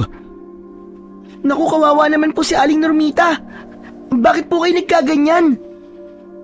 Hindi ko alam kung bakit ka ginawa sa akin ito. Sino po? Si Lucio. Sinaktan niya ako. Gusto niya akong patayin. Ano? Kagagawa niya ni Lucio? Oo. Pinagtangkaan niya akong patayin. Buti na lang may taong tumulong sa akin. Ba't naman gagawin niya ni Lucio sa inyo? Ewan ko. Hindi ko alam. Napakasama ng taong yon. Sigurado po ba kayo na ginawa po sa inyo ni Mamang Lucio? Mabait po siya. Hindi lahat ng nagpapakita ng kabaitan ay tunay na mabait. Yan ang dapat mong tandaan, Sammy. Sinasabi niyo bang masamang tao nga si Lucio? Oo, dahil sa ginawa niya sa akin. Pinagmalupitan niya ako. Kaya mag-ingat kayo sa taong yon. Masama ang balak niya sa inyong pag-ama. Nasaan po siya ngayon? Hindi ko alam. Pagkatapos na akong saktan at gawa ng masama, ay umalis siya. Ganun po ba? Teka, saan po kayo niyan? Saan po ang punta niyo? Hindi ko ka alam eh. Natatakot na ako. na makabalikan niya ako. Kung gusto niyo po, dito po muna kayo sa amin. Oo nga po, Lola Normita. Pero baka magpunta siya rito. Hindi man dito siya nakatira sa inyo. Doon siya tumutuloy sa may kamalig. Hindi na siya makakabalik pa rito. Lalo na't sinabi niyo kung anong klaseng tao si Lucio. Malalagay lang sa panganib ang buhay namin ng anak ko dahil sa kanya. Oo nga po, Lola Normita. Dito na po muna kayo sa amin. Para po magamot din ang mga sugat po ninyo. Awa ang naramdaman ko para kay Aling Normita. Galit naman para kay Lucio. Lalo na't magkapareho ang sinasabi ni Apo Albino at Aling Normita tungkol sa nararamdaman nila sa pagkatao nito. Kaya hindi na ito maaaring makabalik pa sa aming lugar. Tinulungan ko si Aling Normita at pinakain dahil nakita ko ang kaawa-awa niyang kalagayan na malagi muna siya sa bahay para maligtas kay Lucio. Unang gabi ni Aling Normita sa bahay namin nang mapansin kong hindi siya mapalagay. Baka sa kanyang muka ang pagkabahala. Kaya naman, nilapitan ko siya at inalam ko ang dahilan ng kanyang pagkabalisa. May problema po ba, Aling Normita? Hindi maganda ang nararamdaman ko, Rading. Bakit po? May paganib. Malapit lang dito. Delikado kayo mag-ama. Maging ako man ay maaari niya gawa ng masama. May kampon po ba ng kadiliman kayo nararamdaman? Oo. Isang mabagsik na aswang. Hindi ako maaaring magkamali sa nararamdaman ko. Maaaring nagbalik siya. Si Lucio po ba? Oo. Gusto niya akong patayin. Hindi ko hahayaan na gawin niya yun. Siguro nga nagbalik siya ron sa kamalig. Malamang ka ay nandun na siya ngayon. Nagtungo ako sa kusina at kinuha ang aking matalas na itak. Dapat nang patayin ang nilalang na katulad ni Lucio. Kung aswang nga siya, bahala na. Gagawin ko na ang lahat para tapusin siya. Dito ka lang, Aling Normita. Titignan ko si Lucio sa kamalig. Mag-iingat ka, Rading. Hindi madaling kalaban ang katulad niyang aswang.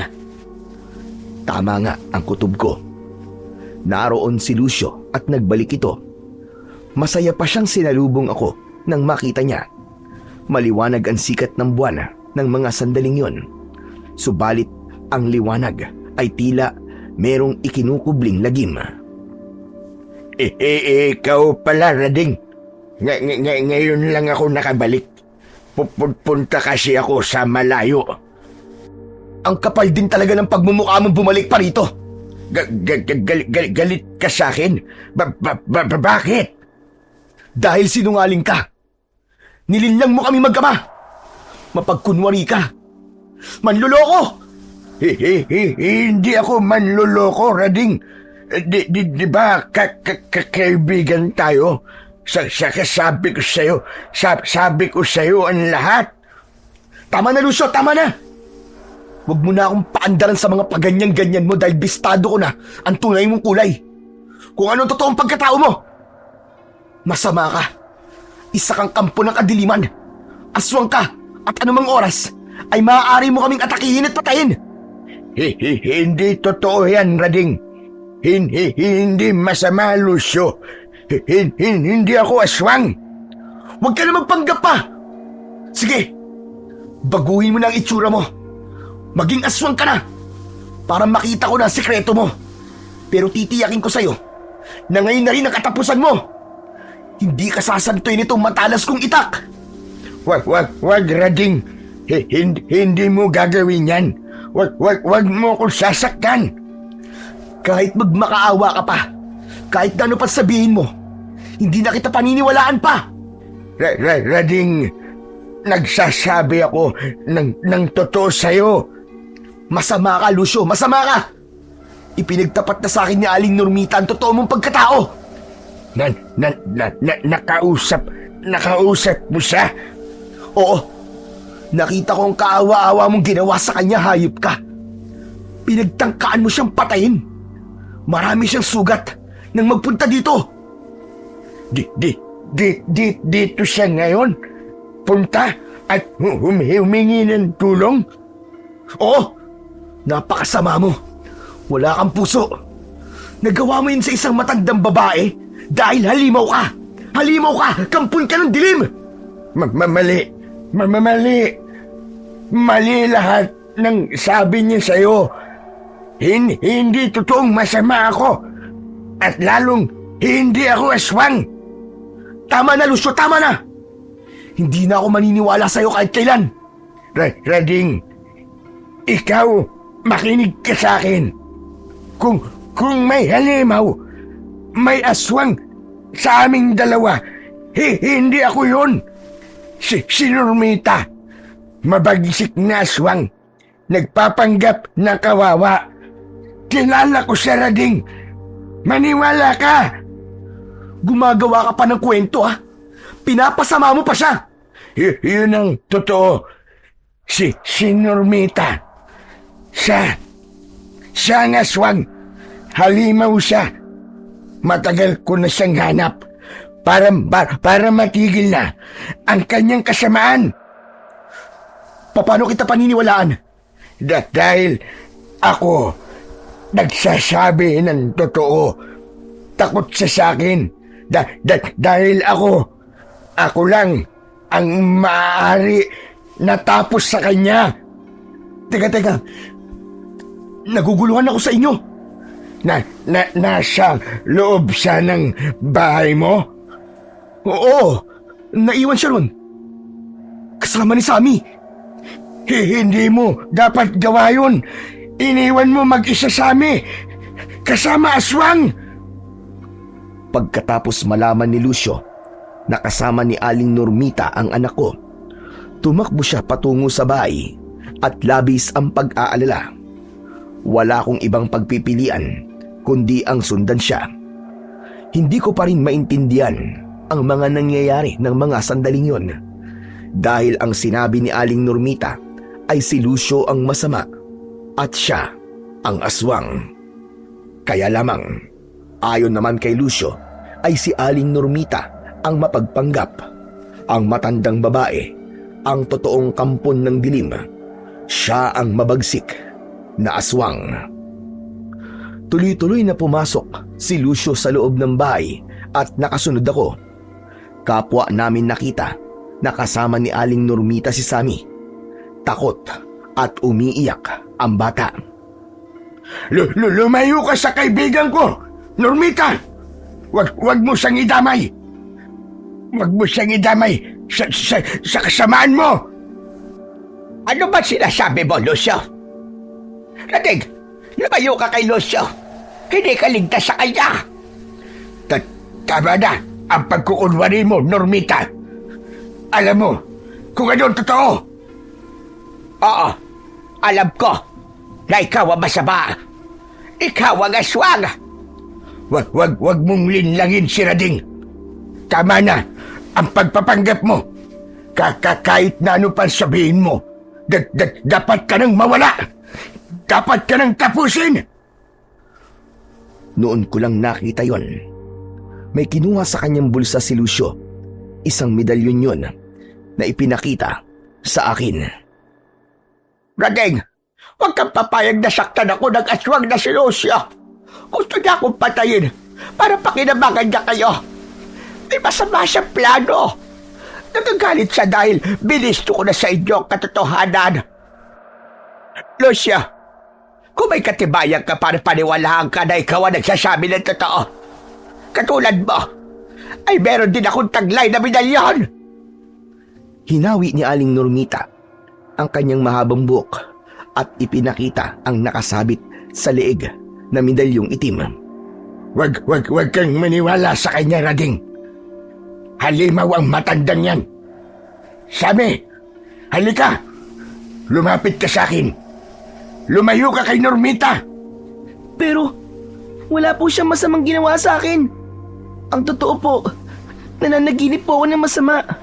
Ginigising niya po ako. Tinulungan niya po ako. Narinig mo ba yun, Lucio? Tinulungan ko si Sammy. Totoo ba ang sinabi niya, anak? Opo, Tay. Hindi ko na alam kung sinong dapat kong paniwalaan sa inyo. Ginugulo niyo ako. Ako ang nagsasabi ng totoo, Rading. Paniwala ka. Rading, ilang ulit ko nang iniligtas ang buhay niyo. At kaya nandito pa rin ako. Kasama niyo para protektahan kayo ng anak mo. Dahil kaibigan ko kayo, di ba? Sammy, anak, halika. Umalis ka kay Aling Normita. Lumapit ka sa akin. Opo, Tay. Dahil hindi ko alam kung sino ang dapat kong paniwalaan sa dalawa. Pareho kaming walang katiyakan ng anak ko kung kanino kami higit na ligtas. Kaya naman, nagdesisyon ako. Isa man sa inyo ay hindi na maaaring pumirmi dito sa lugar ko. Pero Tay, wala naman po silang ginagawang masama. Tama ka, anak. Kaya lamang, hindi natin alam kung sino sa kanilang dalawa nagsasabi ng totoo eh. Ibig lang sabihin nun, parehong nasa panganib ang buhay natin. Nakasama sila. Kung yun ang gusto mo, Rading, aalis na ako gayon rito. Okay lang po, Lola Normita. Ikaw naman, Lucio. Iiwan mo ng amalig. Hindi ka na maaaring tumira pa ron. Sakit sa loob ko na naiwan kayo ni Sammy. Pero aalis na rin ako. Pero kaibigan ko kayo. Kahit anong mangyari. Sige na, umalis na kayo. Dahil isa man sa inyo ay hindi namin maaaring pagkatiwalaan. Dahil sigurado ko sa aking naging desisyon, kaya hinayaan kong umalis ang dalawa. Subalit ang pag-alis nila ay hindi nangangahulugan ng aming kaligtasan. Lalo na't ang totoo ay isa sa kanila ang maaaring naghahangad talaga ng aming kapahamakan. At ang isa naman ay nagnanais ng aming kaligtasan. Ngunit hindi ko tiyak kung sino sa kanila ang kakampi at sino ang totoong kaaway at kampo ng kadiliman. Kaya naman ang gabing yun na lumipas ay nagbigay ng lalo pang ligalig sa isipan ko. Hindi ko maintindihan kung bakit pinuntahan kami ng mga nilalang na katulad ni Lucio at Aling Normita. Hindi na ako makatulog sa pag-iisip sapagkat niligalig ng pangyayaring yon ang utak ko. Upang mapagaan ang mga iniisip ko, ay nagbalik ako kay Apo Albino. Magbabaka sakali akong matutulungan niya ako. Kaya lang ang nakapagtataka, maging siya ay nagbago na rin ng mga sinasabi. Pasensya ka na, Rading. Hindi kita matutulungan. Pero kayo po nagsabi na si Lucio po ang siyang masama. Siya po ang kampo ng kadiliman. Dahil yun nga ang naging kutob ko. At si Aling Normita po, Katulad ng nararamdaman ko kay Lucio nung nakita ko siya. Madilim. Nakakatakot. pero teka, hindi niyo pa po siya nakakaharap, di ba, Apo Albino? Nakita ko na siya, Rading. Kailan po? Nung magtungo ko sa inyo at nakaharap ko si Lucio. Nang umalis ako, ay isang matandang babae ang nakita ko na nasa isang puno.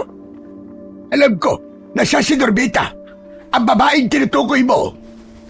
Tama po kayo, naroon nga po siya. Hindi lang po siya lumapit sa atin. Hindi rin magandang nararamdaman ko nang makita siya. Paganib, kaguluhan, yun ang katotohanan. Kung ganun pala, hindi kami ligtas kahit na kanino sa kanila. Maaaring ganun. Pero posible din na isa sa kanila nagsisinungaling at ang isa ay nagsasabi ng totoo. Yun ang hindi ko kayang sabihin. Nahihirapan akong maramdaman yun. May humahad lang para malaman ko. Pero pinaalis ko na po silang dalawa. Isa man ay hindi na po maaaring makalapit sa aming bahay. Hindi ibig sabihin nun, naligtas na kayo, Rading. Ibig niyo pong sabihin babalik sila? May pinaplanong masama ang isa sa kanila. Maaaring kailangan niya kayong mag-ama o magagamit nila kayo para sa kanilang pansariling pakinabang. Kailangan ng mga masasamang nilalang ang buhay ninyo. Dahil may magiging pakinabang sila. Hindi ko na po alam kung anong gagawin ko, Apo Albino. Isang bagay ang dapat mong matiyak, Rading. Ano po yun? Ang malaman mo kung sino sa dalawang yun ang totoong nag-aangad sa inyo ng kabutihan. Siya ang makakatulong mo at magliligtas sa inyong mag-ama. Iniwan ko na si Apo Albino. Wala man siyang konkretong nasabi tungkol sa mga taong nagpapagulo ng isip ko, pero sapat na ang kanyang ibinilin na makakatulong sa gagawin kong desisyon. Ibig lang sabihin ay kailangan makita ko uli sina Lucio at Aling Normita. Hanggang isang araw, inabot ako ng dilim papauwi mula sa aking trabaho. Nagmamadali ako sa paglalakad dahil naiwang walang kasama sa bahay ang aking anak. Dahil sa mabilis kong paglalakad, hindi ko napansin ang putol na tuyong kahoy na nakakalat sa aking nilalakaran. Nasabit ang aking paa kaya nadapa ako. Hindi maayos ang aking pagkakabagsak. May kung anong tumunog na buto sa aking paa. Nakaramdam ako ng biglang pananakit at nahirapan akong igalaw yon. Aray! Aray ko! Hindi ko maitukod ng paa ko. Aray, aray! Ang sakit! Kung mamalasing ka nga naman, oo! Matindi ang sakit na nararamdaman ko sa aking paa. Hindi ko mawari kung napilayan ba ako o may ugat na naipit. Naigalaw ko ng bahagya ang mga paa ko. Kaya lang, masakit pa rin. Hirap akong makatayo. Aray, paano ba to? Hindi ako makatayo para lumakad. Malayo pang bahay ko. Hindi ko rin alam kung may mapapadaan sa lugar na to para hingan ko ng tulong. Anak ng putya naman, oh. Ano bang gagawin ko? Pinilit kong kumilos. Gumapang ako habang hila ang aking paa. Kaya lamang, sadyang masakit. Ang tanging panalangin ko na lang ng mga pagkakataong yon ay may taong mapadaan sa kinaroroonan ko. Kundi di ko na alam kung paano akong makakauwi. O kaya naman ay mabawasan ang pananakit at kayanin kong lumakad kahit medyo mahirapan pa ako. Ang mahalaga ay makauwi lang ako sa bahay dahil walang kasama roon ang anak ko. Baka bumalik roon sina Lucio o di naman kaya ay si Aling Normita. Hinilot-hilot ko ang parte ng paa ko na apektado para maibsan ang sakit at makatayo ako. Tila bahagyang gumana yon. Himalang nabawasan ang sakit. Kaya naman, sinamantala ko na yon para makatayo.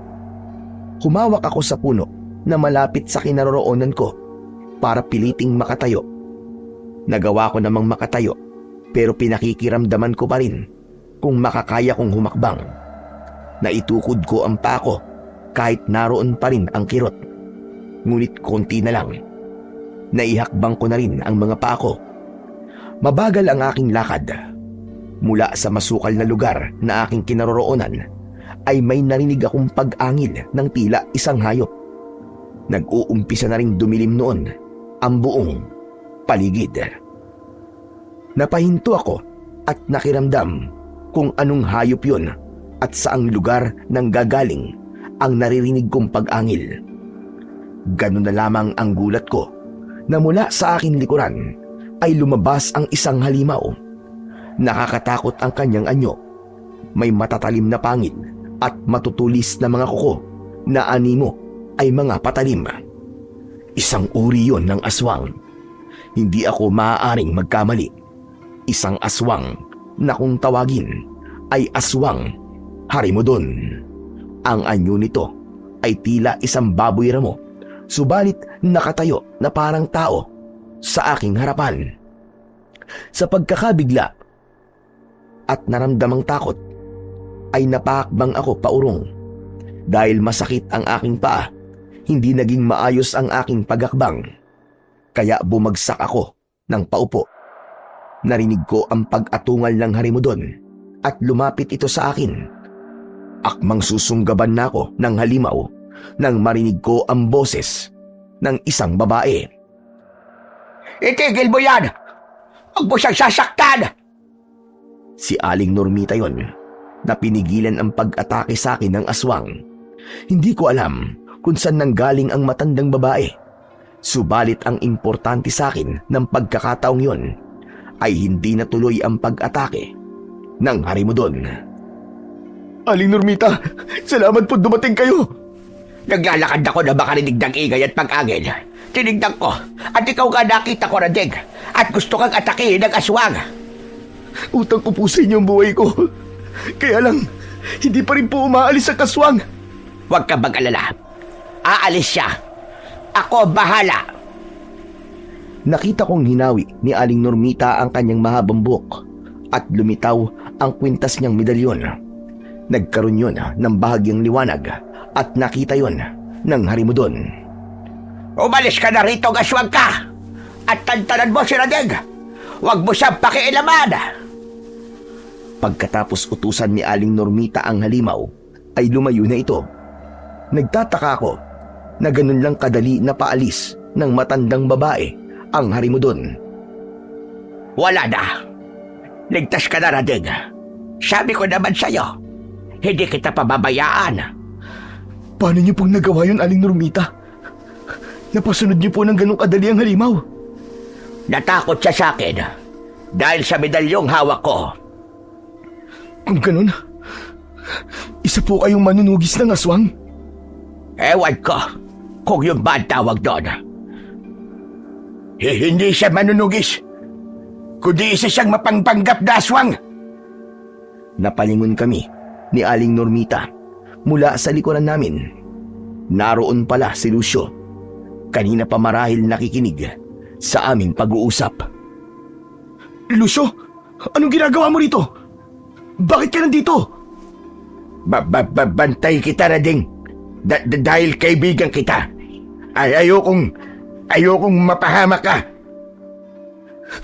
Andiyan naman si Aling Normita eh. Hindi niya ako pababayaan. Katunayan nga iniligtas niya ako sa aswang na harimudon na humarang sa akin. Kaya hindi ka rito kailangan, Lucio. Makakaalis ka na. Ikaw ang dapat na umalis. Ikaw yun, Normita. Lubayan mo si Rading. At magpakatotoo ka na.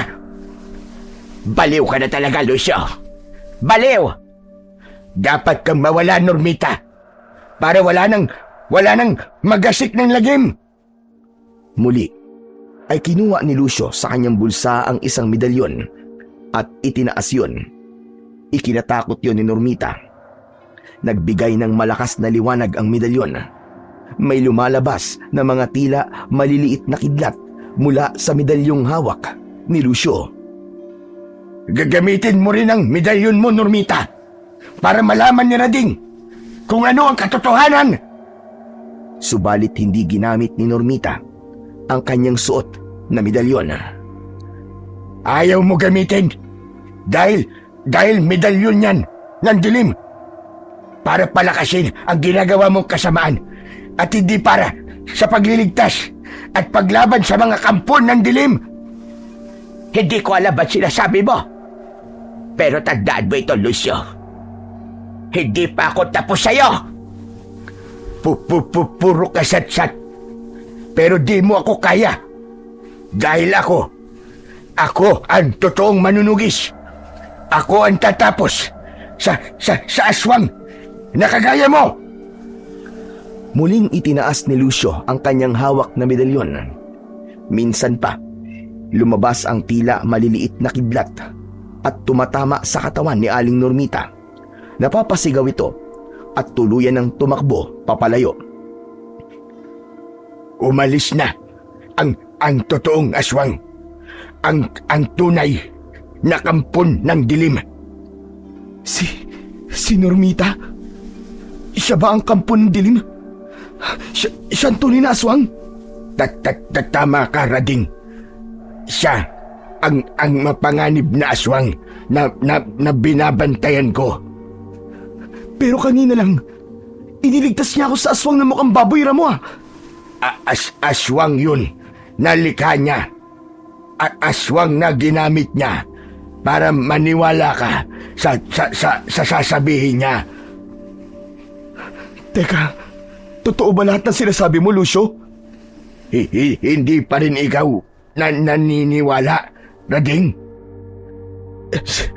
Ewan ko, gulong-gulo ko. Ako, Lucio. Ako ang totoong kalaban ng aswang.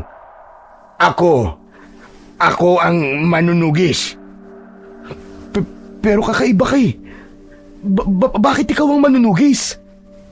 Hindi ako talagang ganito, Rading.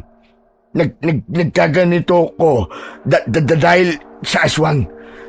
Babalik ako sa dati kong kalagayan kapag patay na ang mabagsik na aswang. At si Normita? Ang mabagsik na aswang? Oo. Matagal ko na siyang tinutugis. Pero mailap at laging nakakatakas dahil sa itim na medalyon galing sa kadiliman. Unti-unti na kitang naiintindihan, Lucio. Kailangan ko nang umuwi. Walang kasama sa bahay si Sammy. Hakbang na sana ako. Kaya lamang masakit pa rin ang pako. Napansin yun ni Lucio. Kaya sa maikling paliwanag ay sinabi ko sa kanya ang dahilan. Ako bahala sa masakit mong paa. Gagaling yan. Idinikit ni Lucio ang hawak niyang medalyon sa parte ng paa ko na masakit. Nagliwanag yun at naglabas ng kakaibang init. Subalit init yun na kaya kong tagalan. Saglit pa ay nakaramdam na ako ng ginhawa. Nawala nga ang sakit na kanina lamang ay nagpapahirap sa akin. Ano ngayon ang nararamdaman mo, kaibigan? Ang galing ah. Wala na nga. Hindi na masakit. Lalo ngayong nadagdagan ang paniniwala ko na si Lucio ang nagsasabi ng totoo at hindi ang matandang babae na si Aling Normita. Niyaya ko na si Lucio upang samahan niya akong umuwi dahil nag-aalala ko sa anak kong si Sammy. Abot-abot ang kaba na nararamdaman ko nang makarating ako sa aming bahay. Ilang ulit ang ginawa kong pagtawag sa anak ko, kaya lamang walang sumasagot. Pumasok ako sa loob ng kwarto. Wala roon si Sammy. Nawawala siya, Lucio. Nasaan kaya si Sammy? Diyos ko, wag naman sana. Bakit? May alam ka ba kung nasan siya? Hindi na nasagot pa ni Lucio ang tanong ko sa kanya. Narinig ko na tinatawag ako ni Apo Albino na nasa labas ng bahay. Kaya lumabas kami para harapin siya.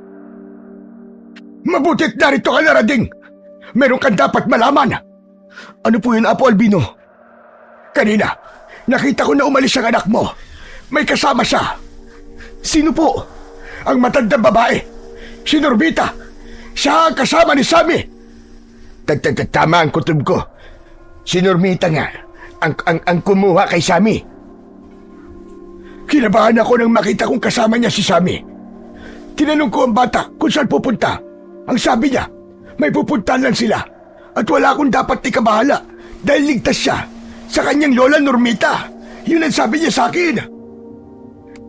Hindi maaari. Nilinlang niya si Sammy.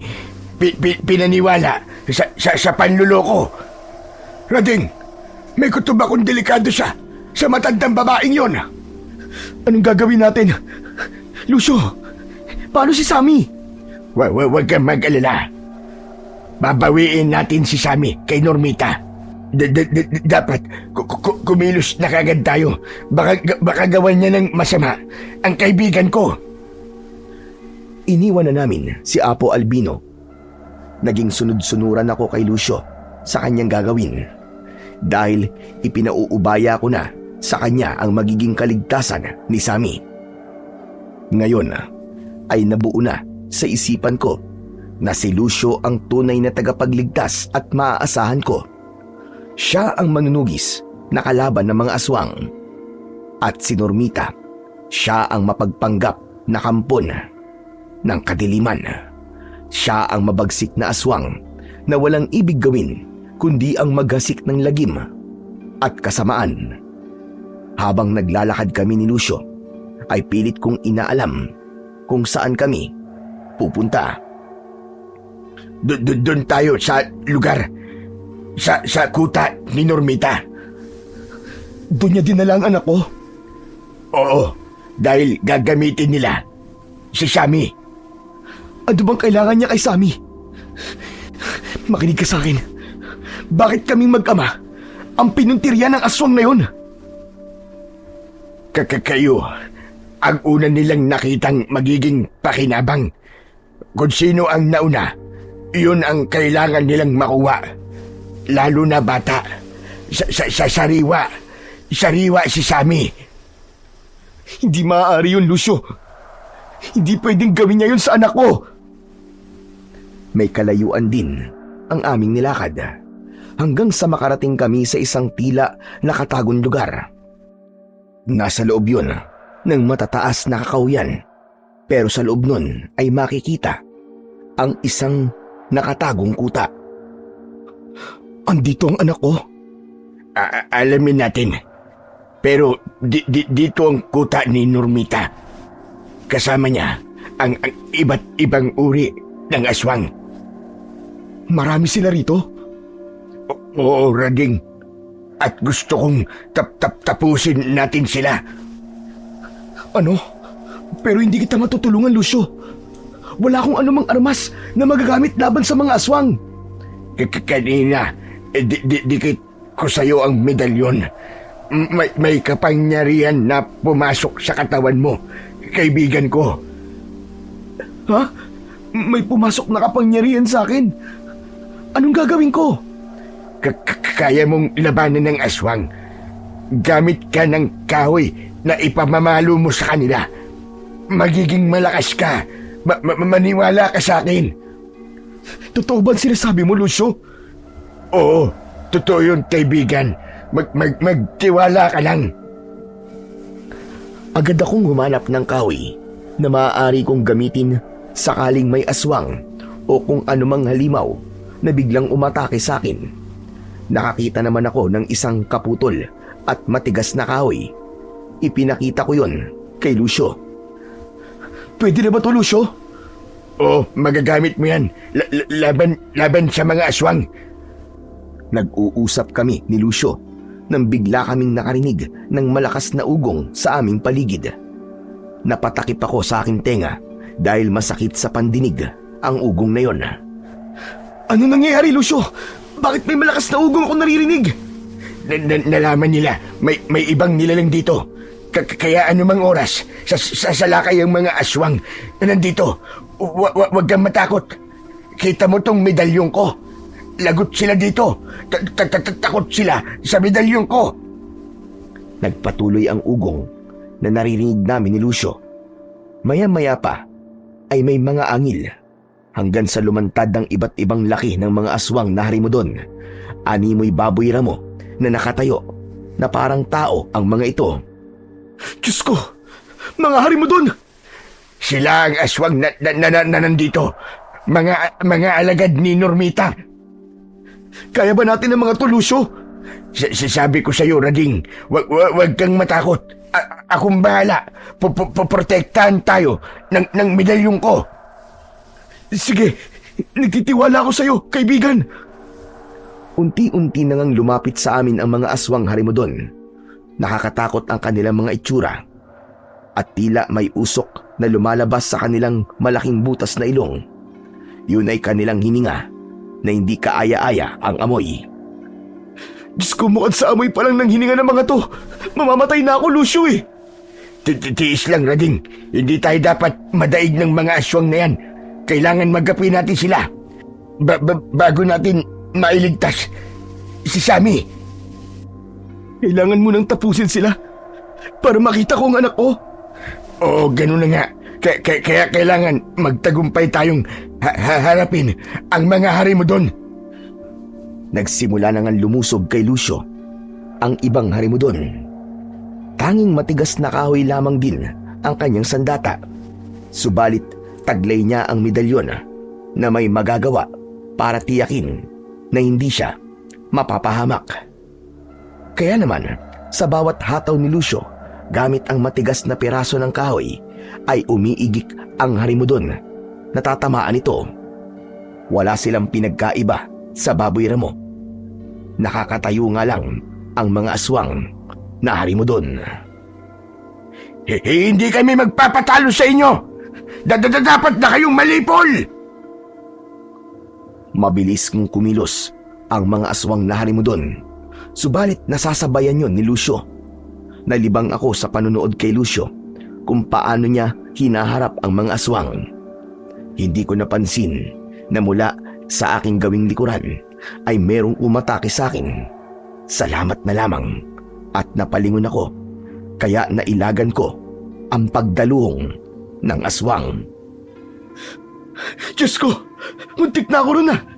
Maigi na lamang nakita ko kagad. Napansin pala ni Lucio ang ginawang pag-atake sa akin ng halimaw, kaya nag-aalala siyang nagtanong sa akin. Pero okay lang ako, wala siyang dapat na ikabahala. Sabi ko nga Lucio kaya natin. Kaya wala kang dapat ipag-alala. Doblehin mo ang pag-iingat, Rading. Huwag ka magpapatalo. Nagpatuloy kami sa pakikipaglaban sa mga aswang harimudon. Tama ang mga sinabi sa akin ni Lucio, dahil habang nakikipaglaban ako, nararamdaman ko ang kakaibang lakas sa loob ko. Naisip kong galing yun sa medalyon na idinikit sa aking paa ni Lucio para gumaling ang pinsala sa aking paa. Hanggang napansin ko na lamang na nabawasan na ang mga harimudon na kanina lang ay hindi ko alam kung paano namin tatapusin ni Lucio. Konti na lang sila. Nakaandusay na ang ibang mga aswang. Tama ka, pero hindi pa yan talagang patay. Nangihina lamang ang mga yan. Bumabawi ng kanilang lakas. Kaya dapat ko nang gamitin ang kapangyarihan ng aking medalyon. Inuwa ni Lucio sa bulsa ang kanyang medalyon. Itinaas niya yon at naglabas ng liwanag.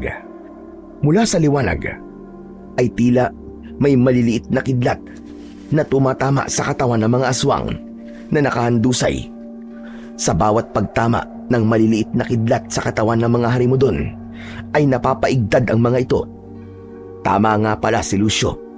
Hindi pa sila ganap na namamatay. Pero sa pagtama sa kanila ng tila maliliit na kidlat, ay tiyak matutuluyan na sila.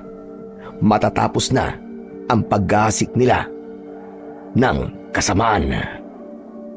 Nang ganap ng maubos ang mga harimudon na naroon, ay narinig ko naman ang sigaw ni Sammy. Tinatawag niya ang pangalan ko. Humihingi ng tulong ang anak ko. Boses nga ni Sammy. Nasaan ang anak ko?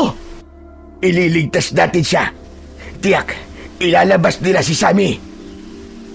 Saglit pa, ay inilabas nga ni Normita ang anak ko. Nakagapos ang kamay nito at may takip ang mga mata. Sammy anak! Hayop ka nung ginawa mo sa anak mo, Normita! Napakasama mo! Akala ko pa naman mabuti ka. Hindi pala! Kundi mapagpanggap kang demonyo ka! Hangal ka, Rading. Oto-oto. Madaling maniwala. Ngayon, bistado na ang tunay mong kulay, Normita. Tay! Kaibigan Lucio, nandito kayo! Sabi ko na nga ba hindi niyo ako pababayaan Kaya lang hindi ko kayo makita. Iginapos ako at tinakpan ng mga mata ko. Akala ko mabait si Lola Normita, hindi pala. Masama siya. Dahil isa siyang